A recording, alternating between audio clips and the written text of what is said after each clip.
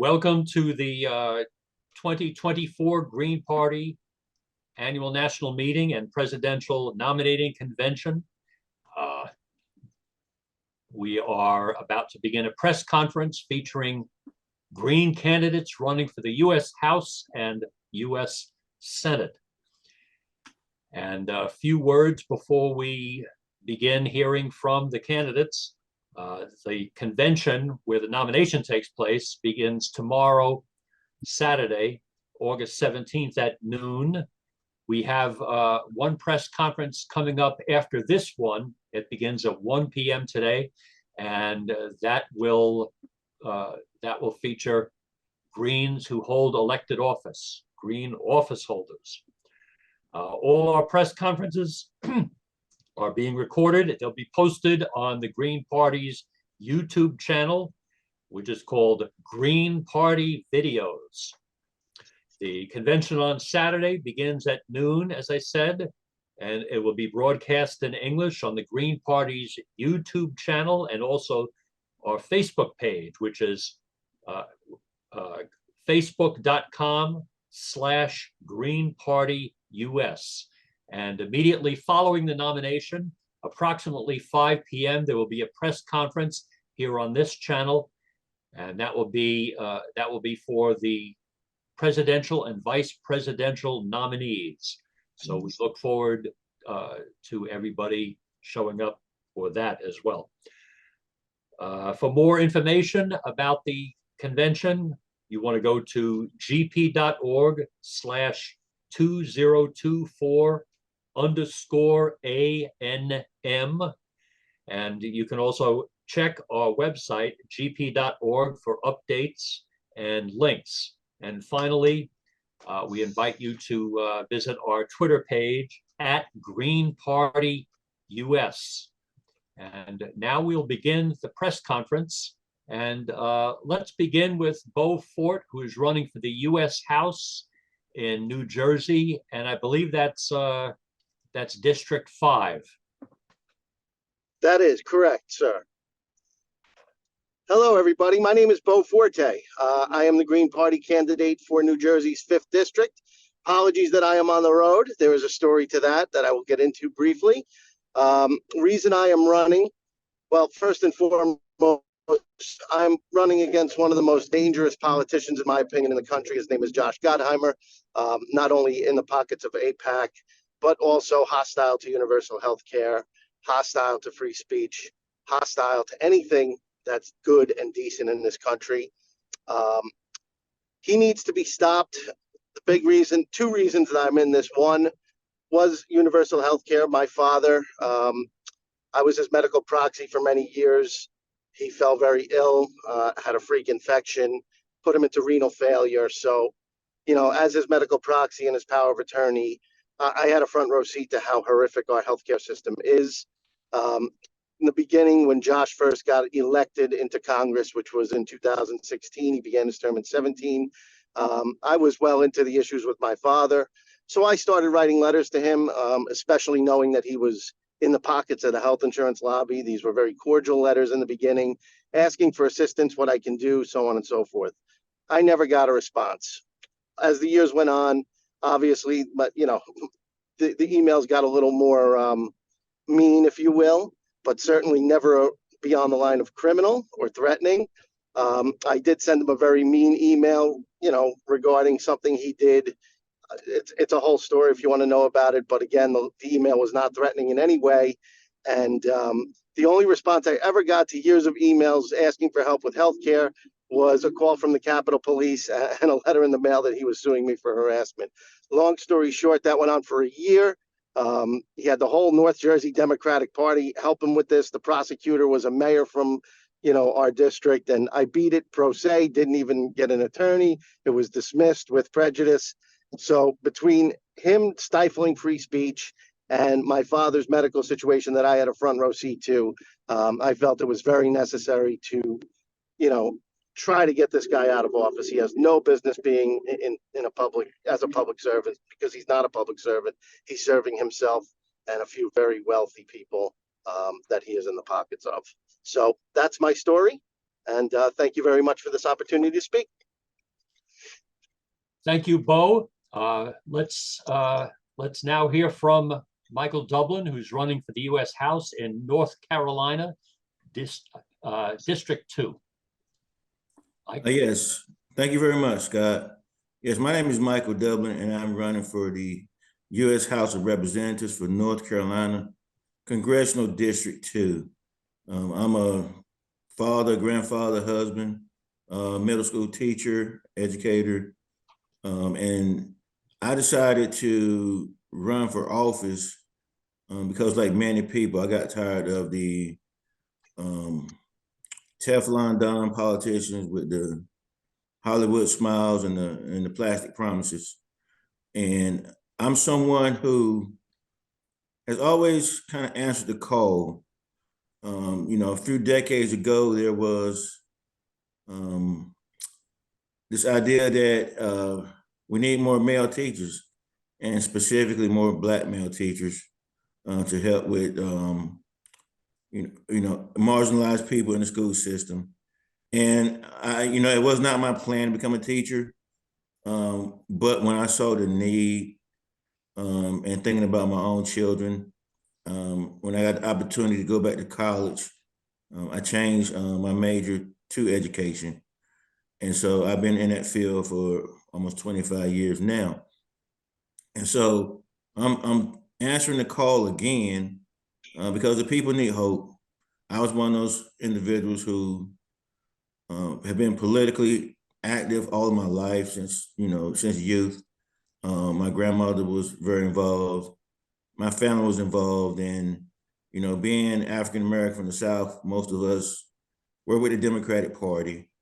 But after a while, I became disillusioned and left the party about 15 years ago, maybe a little bit longer, and became independent. It's unaffiliated in North Carolina. But as I neared the possibility of, leaving teaching, I had a very dear friend of mine. My son asked me, "Well, Dad, Pops, what you gonna do after teaching?" And I saw the need for to step up again and to be of service.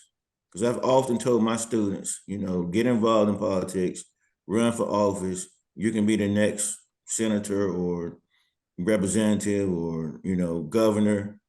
And so hopefully by me stepping up, some of them will actually see me in action and decide to really understand the way I've been encouraging them, and then maybe they'll come along and join as well, because we need people. We need a lot of young people who are tired of the system, and they're looking for alternatives. And we need to give them hope because many people are just giving up.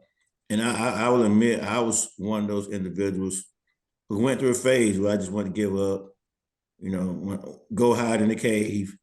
There's nothing we can do because it's so corrupt, but they have so much power, these two corporate parties. And yet I could not give up. And when I did, start searching around and seeing who to join up with, I had heard about the Green Party, but then I did even more research, and and I'm like, this is the home for me. And even though the challenge is formidable, I do believe that we can make headway in this, and I am future focused. So with the young people needing a home, and many people are leaving the corporate parties, they're looking for a home. And so I am hopeful that we can give people a home where they can have hope and not just give up on this political process. Yes, we need to change things around, and hopefully, we're the vanguard for change in the Green Party, and maybe I can even get Lupe Fiasco, the famous rapper, to vote.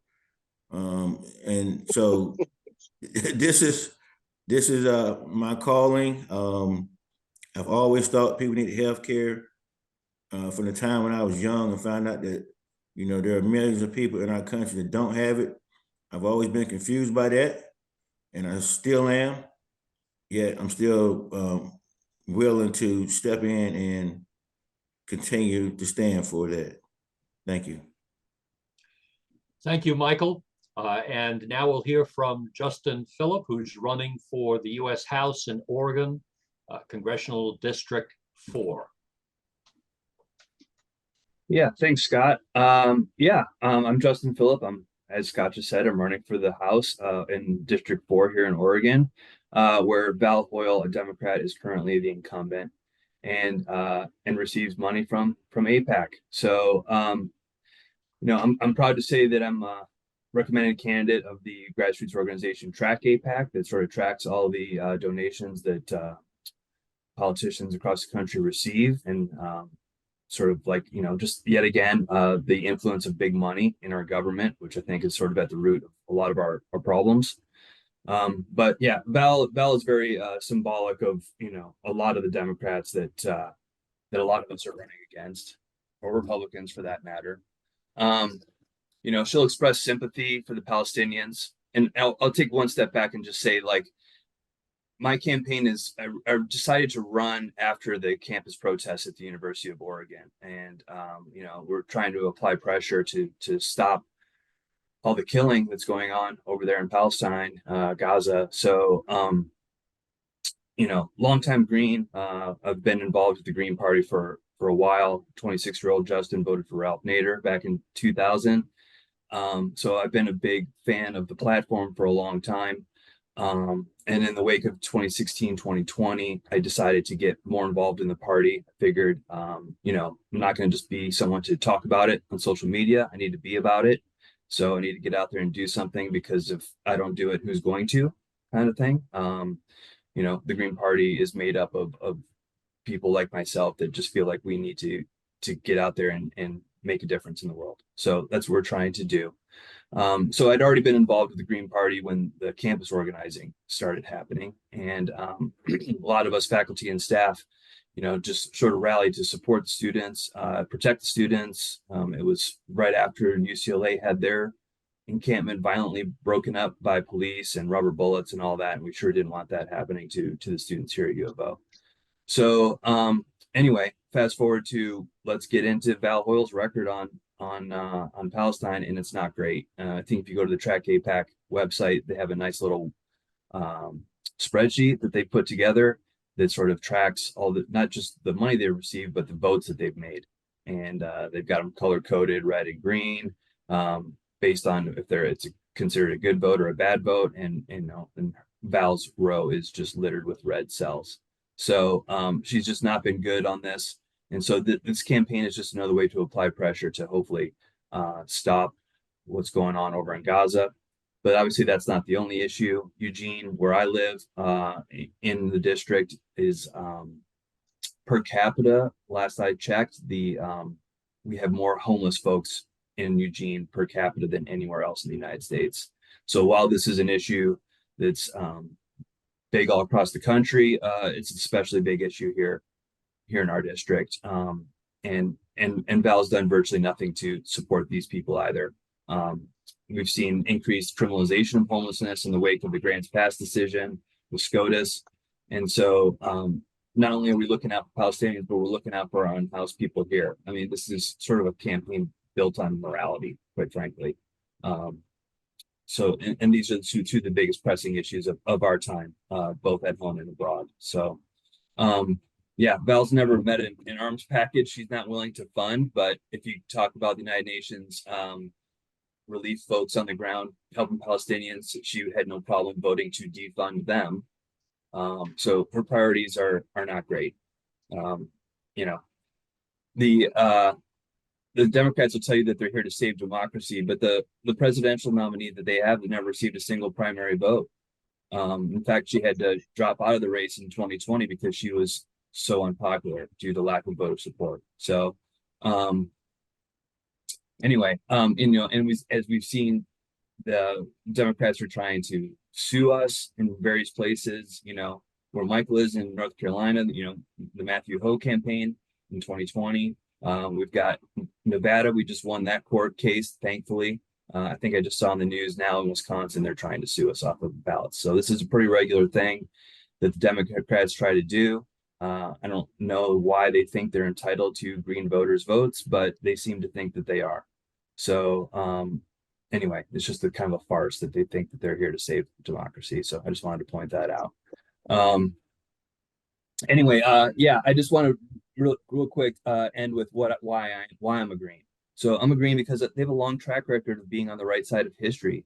The Green Party's consistently opposed military-industrial complex. They've championed gay rights and marriage equality before it was cool. They developed the original Green New Deal. They understand the problems we face and they know what needs to be done to address our issues. Greens also supported Palestinians and the BDS movement since its inception in 2007. We know from the boycotts in the Birmingham bus system and South African government that economic pressure can topple oppressive regimes.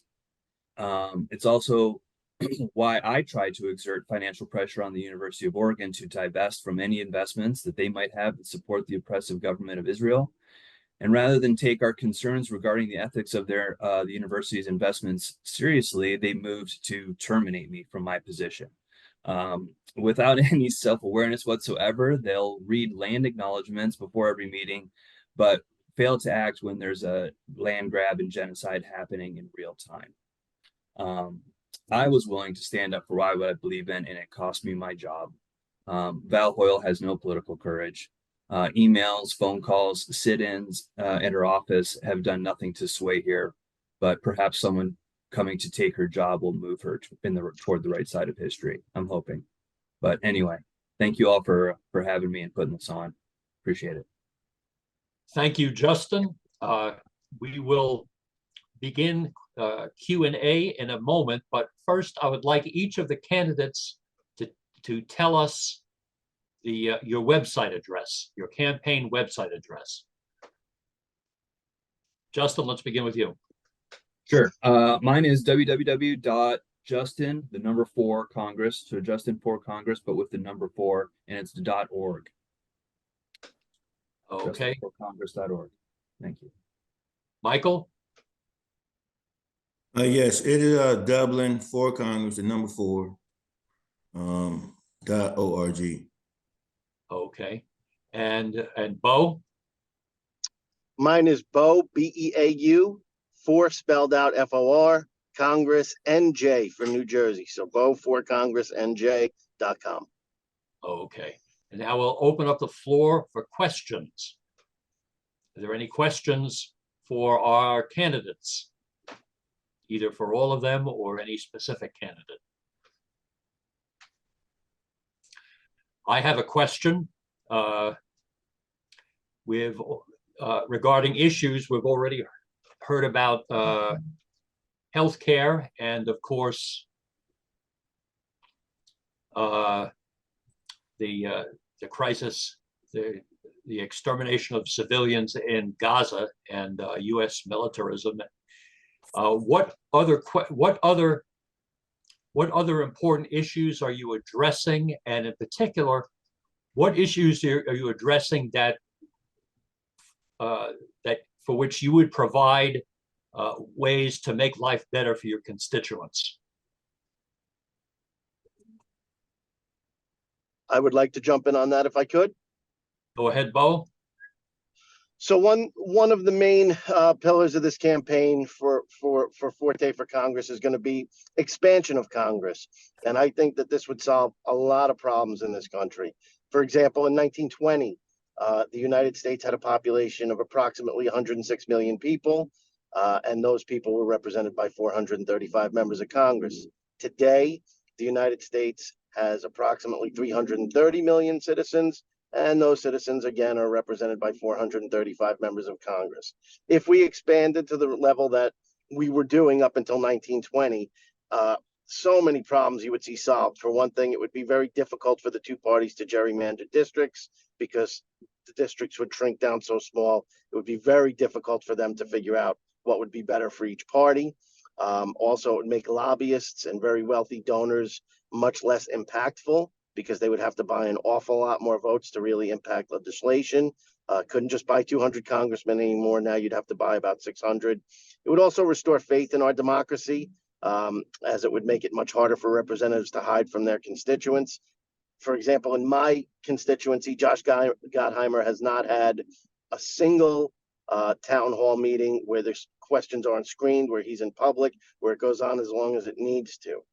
You wouldn't really be able to do that in a district of 200,000 people where you can in what we currently have with a district of 800,000 people. So little things like this, it would make it easier for legislation that most people want, like universal health care, which last I saw, about 2/3 of the country would like that. And yet it's something like 20% of our elected officials are on board with that. So, if you expand Congress, you give the people a more inclusive and a more realistic voice, you would see things get done much easier than they do today for a multitude of reasons. It would also restore faith that, our politicians work for us again. So expansion of Congress, I feel, is something that we need to talk up more. And it's something we need to really unify it behind it and try to push forward. Thanks, Bo. Would someone else like to respond to that question? Yeah, if I could do a follow-up. Given what Congress has been doing for quite some time, I've only been looking since the 1970s, does it make sense to make that body larger? I understand the arguments you just made, but given the amount of money the Supreme Court is allowing to be spent, it seems pretty plausible that the same entities could buy greater numbers of candidates.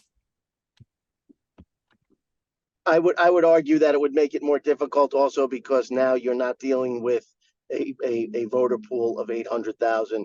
You're dealing with a much smaller. So yes, you could sell your vote out, but it would make you much more accountable to your district, being it's a much smaller district. People have access to you. You can't hide from their questions. If you do things like, again, let me give you an example.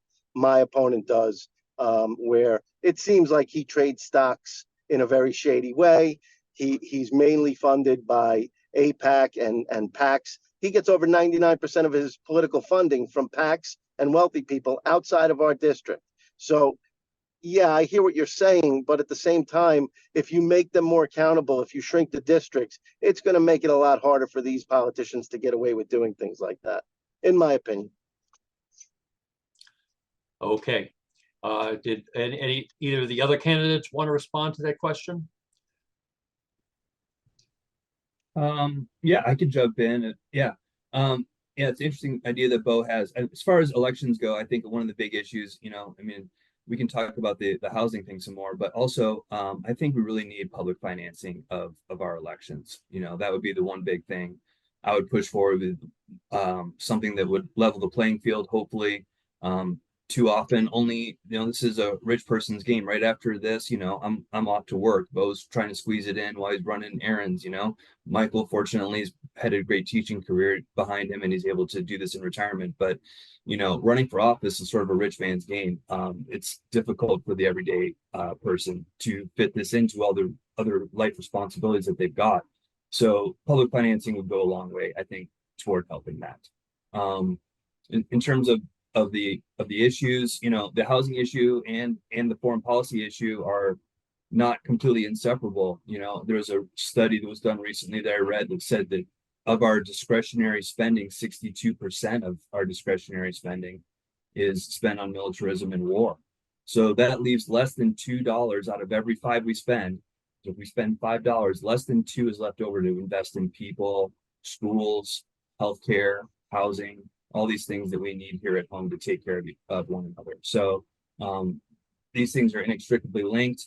Val Hoyle is able to take some projects back to the Appropriations Committee, asking for funding for some projects here in our district. She had 15 projects worth $28 million. There wasn't a single dollar in there for the unhoused issue.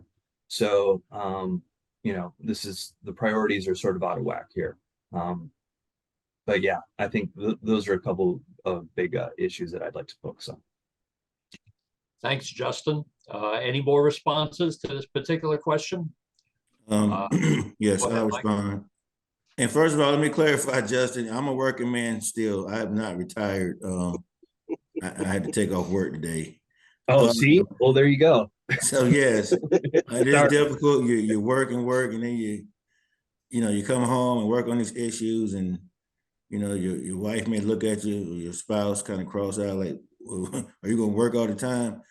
But this is again, it's a rich man's game, and we're jumping in because we believe in helping the people that's down on the ground level. And I would say that the incumbent in my district, she's a lawyer, and we got enough lawyers up there in Washington D.C. and one thing they're good at is deflecting and misdirection, and so to answer the question, I think we're all in agreement that we want to cut military the spending, the military, and the endless wars, those big issues, and help the Palestinians and what's going on in Congo and the genocide in Sudan, and and the United States being complicit in these crimes around the world, and healthcare and livable wages.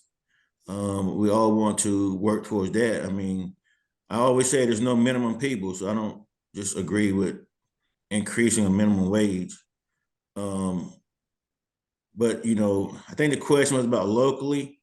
I go to meetings around Raleigh and the city council meetings and other housing meetings because it is a big issue. The amount of affordable housing we're losing is like triple and quadruple the amount of affordable housing that comes into Raleigh, and the homeless issues as well.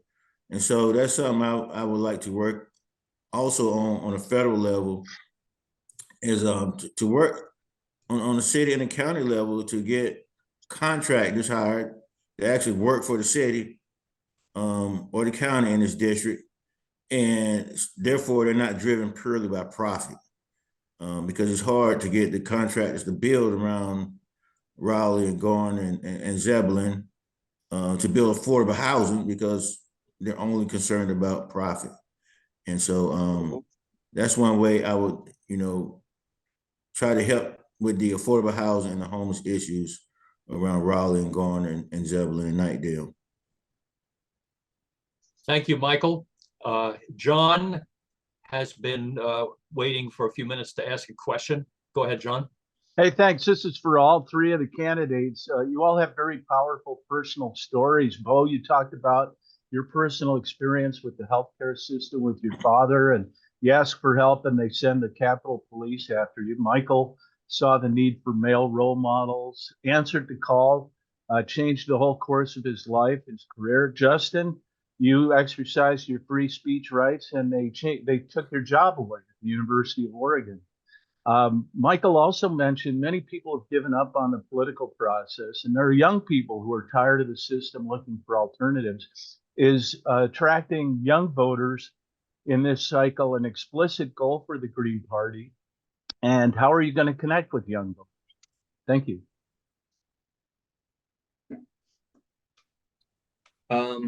If you guys are all right, I'll just jump in on that one. Hey, John, I know John. He's out here in Oregon with me. So, good to see you.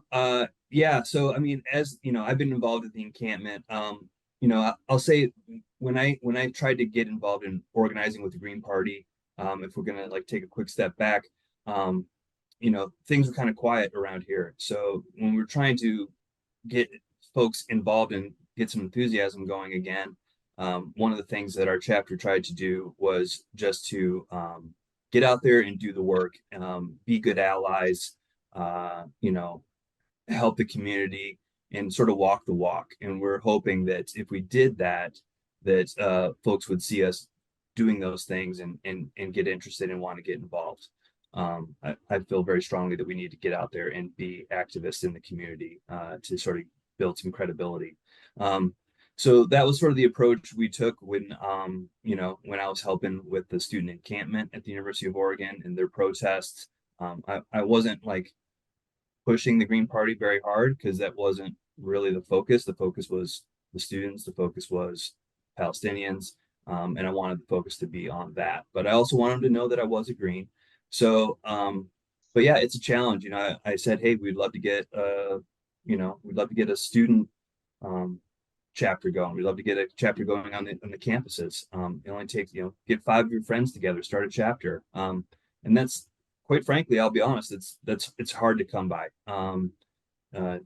DSA seems to have a lot more success, and YDSA in recruiting younger people that are involved in politics. I think they're drawn to this idea of socialism as a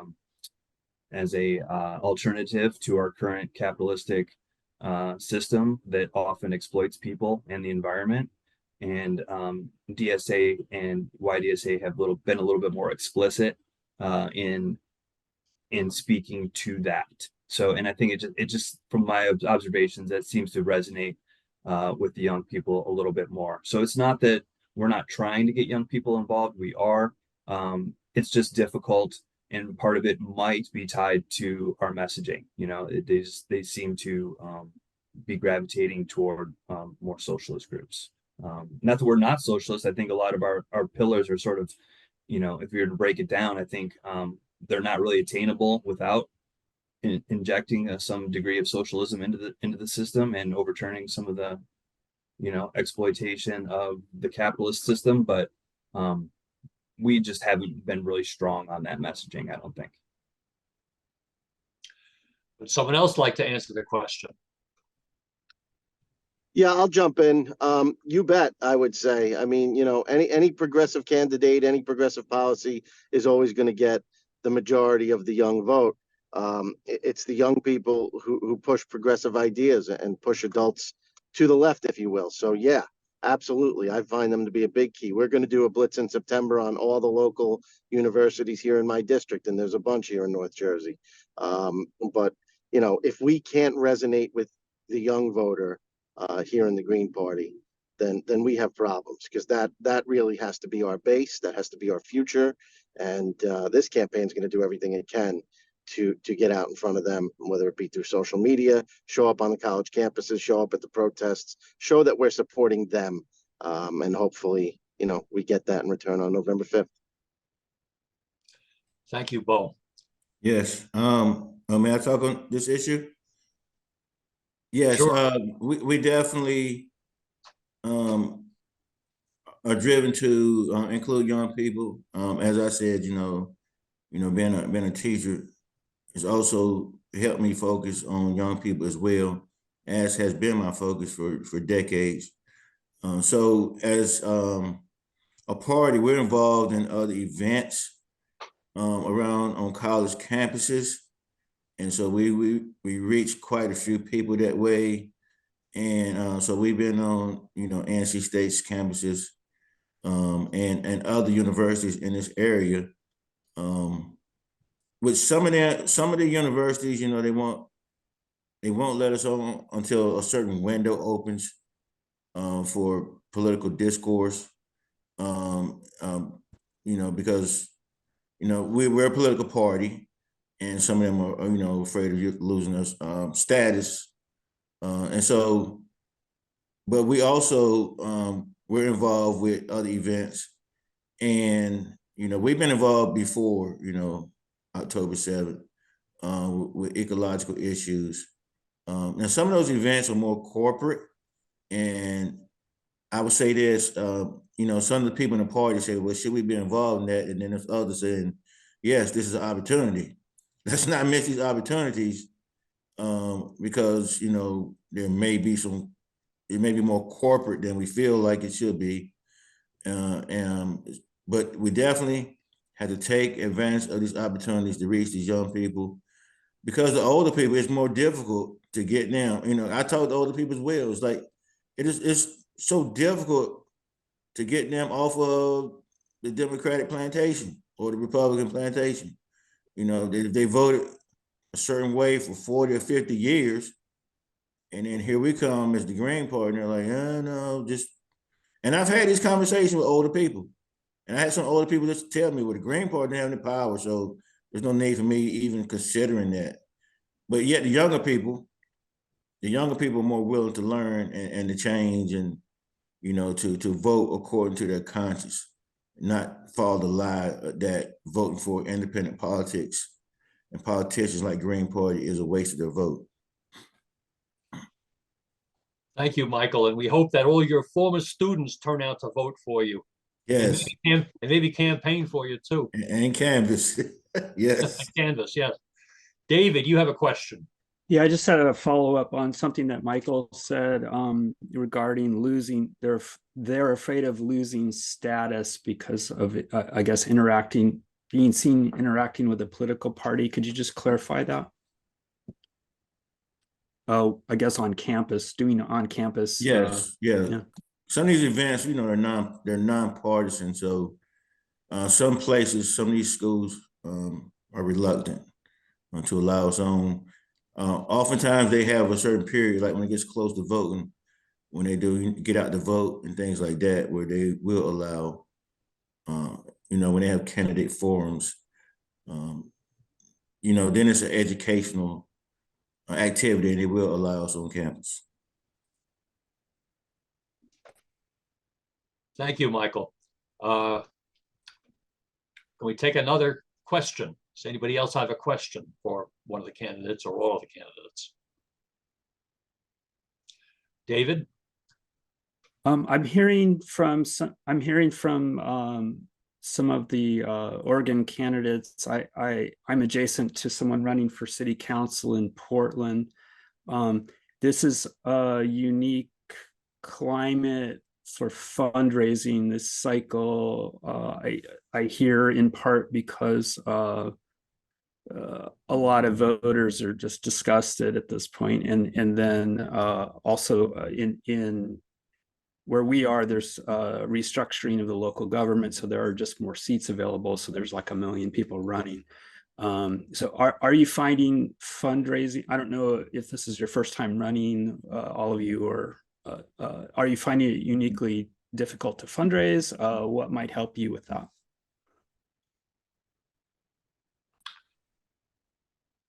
Whoever would like to answer that first, just jump right in. Yeah, I guess I can jump in on that. Yeah, the whole fundraising thing. Yeah, I don't know. It's tough. I mean, unfortunately, we elect people to office to do the job of an elected official, and yet I think they spend more than half their time. I mean, I do have to look up the statistic, but they spend roughly half their time fundraising. And this is really not how I would ideally like to see it. So it's not one of my favorite things to do. I'll just be honest. It's one of my least favorite things to do, and I'm not going to try to compete with the Republicans and the Democrats monetarily, because we just can't. We're going to be massively outspent no matter how much I raise. If I raise 5,000, 10,000, 15,000, 20,000, 50,000, I'm still massively outspent by my opponents. I still can't afford airtime. I can barely afford yard signs. So we just have to be a little bit smarter about how we campaign. We have to be a little bit more nimble. So, I mean, I don't see a huge difference between raising, $3,000, quite frankly, and, $10,000. What am I going to do with that extra $7,000 that's going to really make a dent in the electorate? And quite frankly, I just don't want people throwing their money away. So, we do have a lot of people that are very dissatisfied with the two major parties and that are willing to donate, and we've got a lot of local support for the campaign. So I can't say that it's been terribly challenging to get some support. We have some support, but we just cannot compete on the same level as the two major parties. We're not going to come anywhere close because we don't accept corporate money. And no billionaire is going to want to invest in a campaign that wants to see them no longer exist. So, I'll let you guys take a stab at it though. Yeah, thank you, Justin. I mean, and you hit the nail on the head. It is a challenge. I mean, getting the word out. Being a Green Party member, in an area where we're not as well known as the Democrats and Republicans, and even campaign finances against us. So I mean, like for me, even if there was a billionaire who wanted to support me, he couldn't just give me $1 million. So he'd give me 3,300, but. And those things are a factor. I know that my candidate, definitely takes IPAC money and is supported by PACs. And, if someone gave the Democratic Party of North Carolina $10 million, they could just pass that on to her campaign. So definitely fundraising is a challenge. Just being able to have access to, airwaves and billboards. I know there was an email thread that went around just last week. Someone was asking about billboards, so I know around Raleigh it would cost between $2,000 and $4,000 a month for a billboard. So yes, fundraising is a challenge, and I think he covered it, very well. There's no way we can compete. But if little by little people just share our websites and share our links, and we can get endorsements from like-minded individuals, and just spread this word of mouth, really, and that will help us with the fundraising. Thank you. Thanks, Michael. Bo, did you want to address that? Yeah, I mean, I'll just say it has been a challenge. That's probably like Justin said, it's the least fun part, and it's certainly the most challenging part. I am seeing some support, and like he said too, he made a great point. You don't want to see people throw their money away. So, I mean, for a lot of people, $25, $50, these donations make an impact on them much more than it does for our campaigns. So yeah, I mean, we have to do what a person working with me calls guerrilla warfare politics. We have a lot of communities that go into New York City. So we're going to have to get out there in the mornings and shake hands and see them before they get on their buses, see them before they get on the train, and then do it again in the afternoon when they're getting off, and make sure that, they know about us. They shake our hand. They see that we're real people.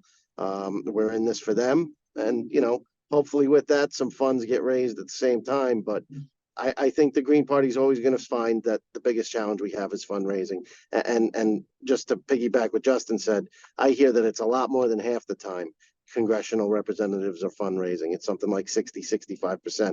And that's obscene.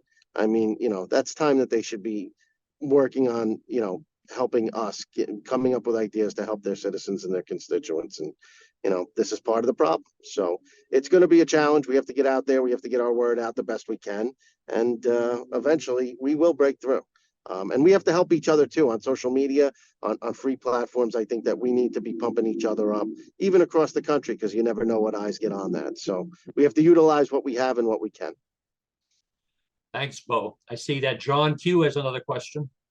Thank you very much. Yeah, Justin mentioned earlier that there's lawsuits suppressing the Green Party from ballot access in states. As we wrap up the major party and the minor party conventions here and get into the fall campaigns, how's it looking for you as candidates to participate in candidate debates with all of the candidates?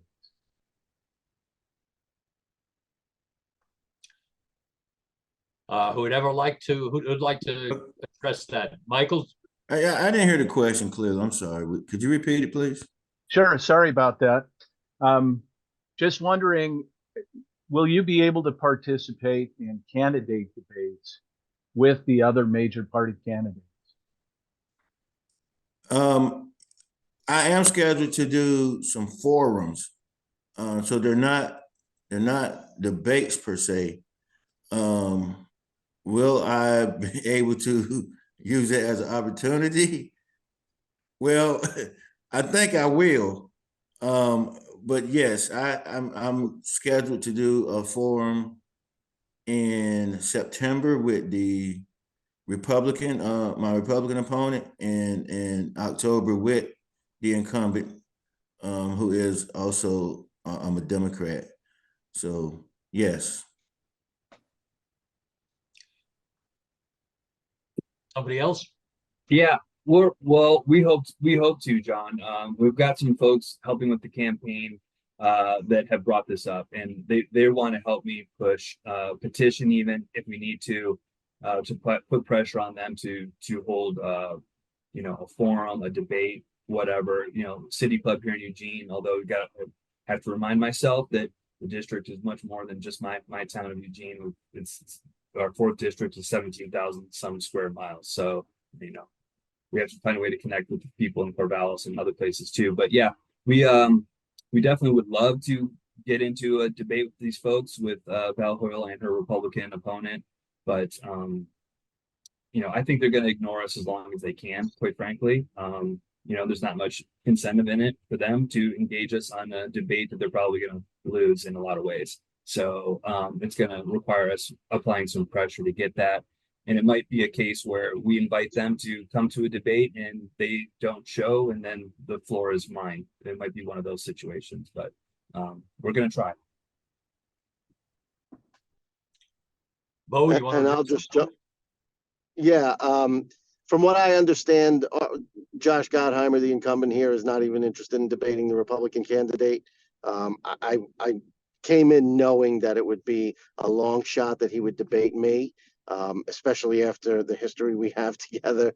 And I've noticed, he's pretty powerful. So I have a great story to tell with this lawsuit that he brought on me personally.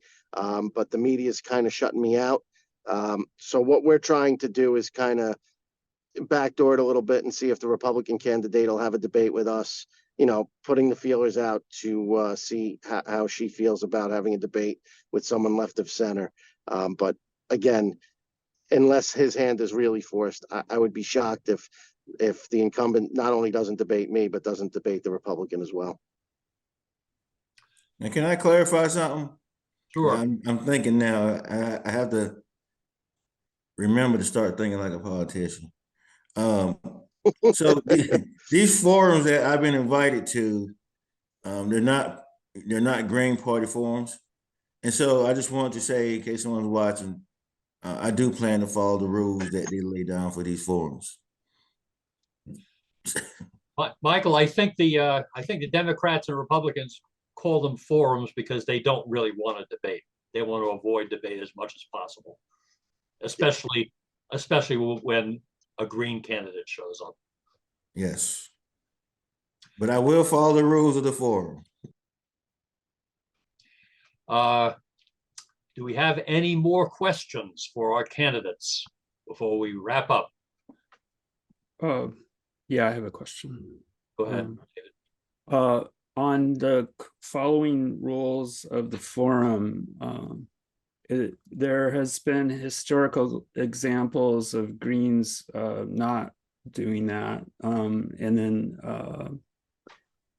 sometimes for advantage and sometimes to lesser to advantage. So it would, in terms of forcing your way into something, are there any plans for like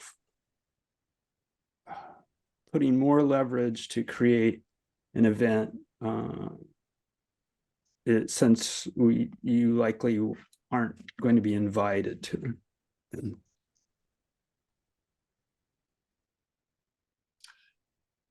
Would anyone Was like that directed at me?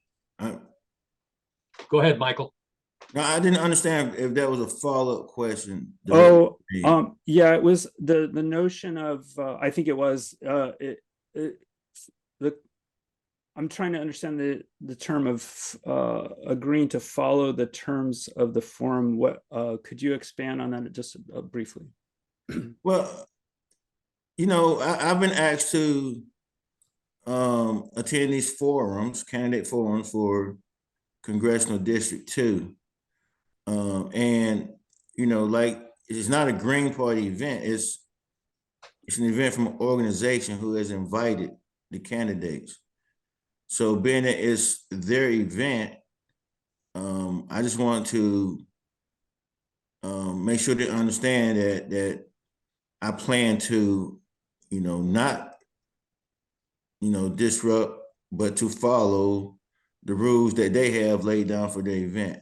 Sometimes I joke around and say, yeah, I'm going to go in and do this. And then I thought about it. Everybody doesn't know that I'm a jokester sometimes. And so someone may hear that I said I plan on doing something, then they may say, well, let's think about his invitation. Maybe we should pull it.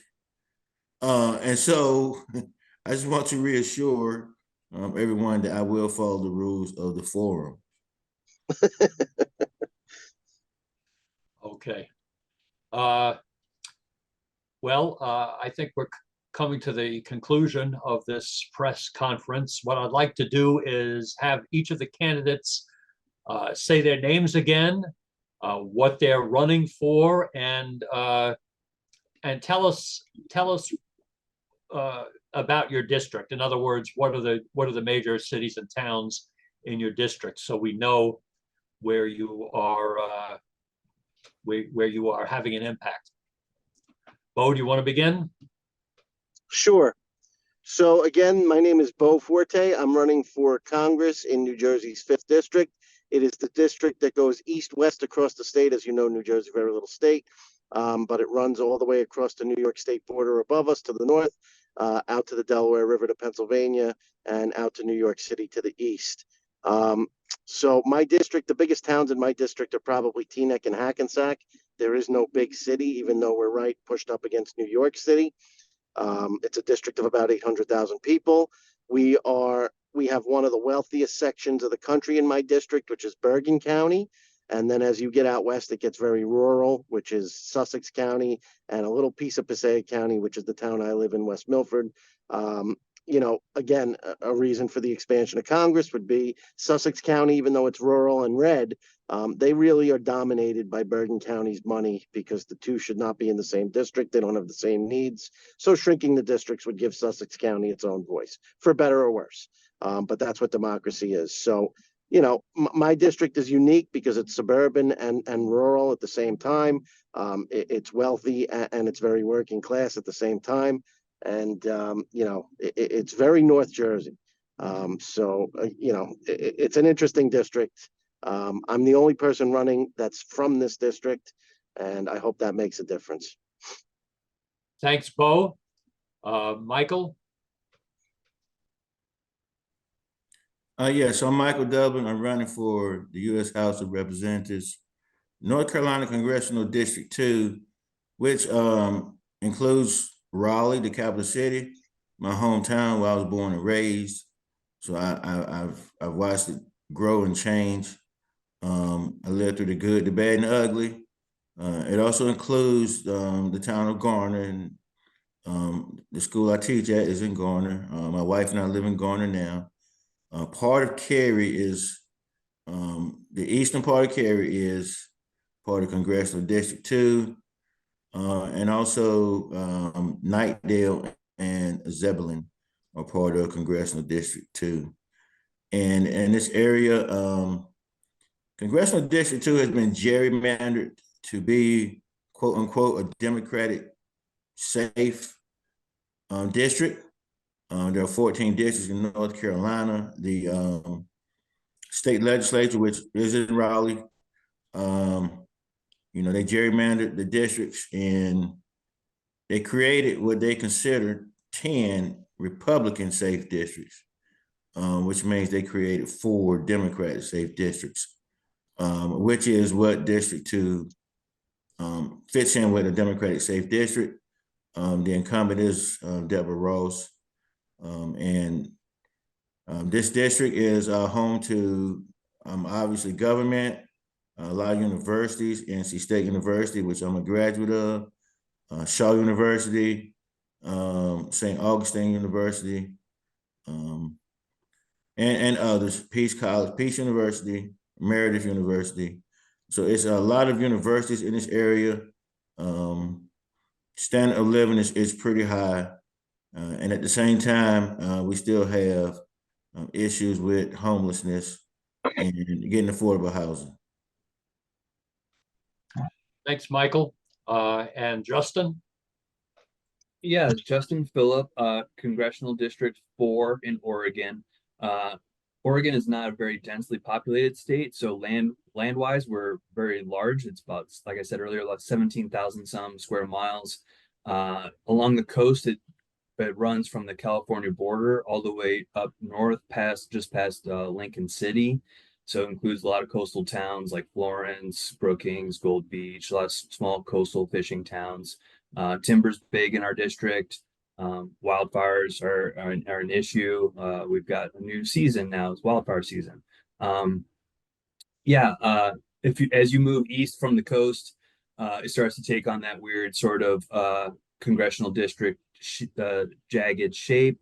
But it includes Eugene, which is home to the University of Oregon, Corvallis, which is home to Oregon State University, and it includes a lot of other more rural communities as well. So we definitely need to address some of the urban-rural divide in this district as well.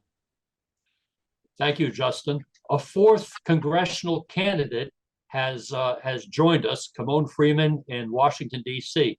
Now we're coming close to the end of this press conference, but let's take a few minutes for Kimon to introduce himself and talk about his campaign. Kimon? Good morning. Again, apologies for my tardiness. I'm on travel and with limited access to internet, apparently. But Toronto is clean and beautiful, and a lot of people are running here in case America falls in chaos if these green candidates are not able to save what is left of our democracy. I think that the whole platform of the Green Party, people, planet, and peace, is what everyone should be leaning on. I think that's the foundation for a better tomorrow. I think it's the only way that we're going to salvage what's left of this democracy. Again, my name is Kimon Freeman. I'm representing Washington, D.C. I don't say congressional because Washington, D.C. does not have a state, as not being a state, doesn't have a vote in Congress. We don't have a voice. We don't have representation. And in fact, we pay more in taxes per capita than most states. A lot of people are not aware of that.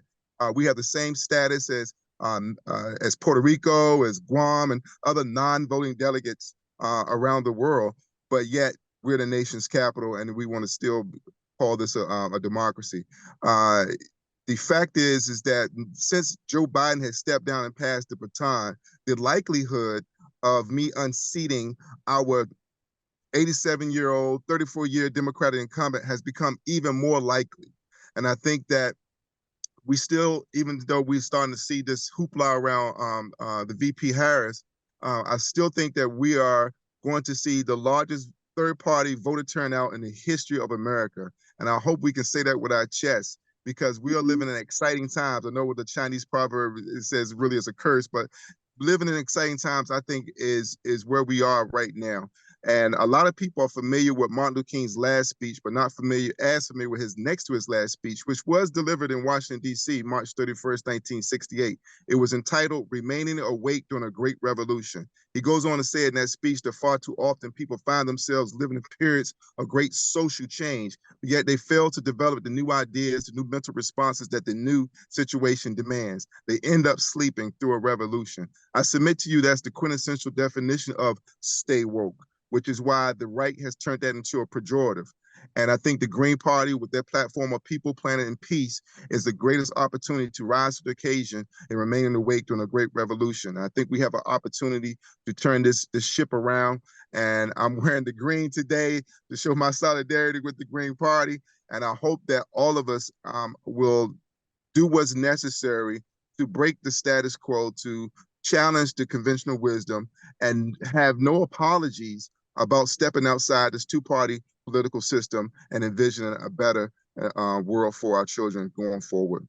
And so in Washington, D.C., we have 90% Democrat votership.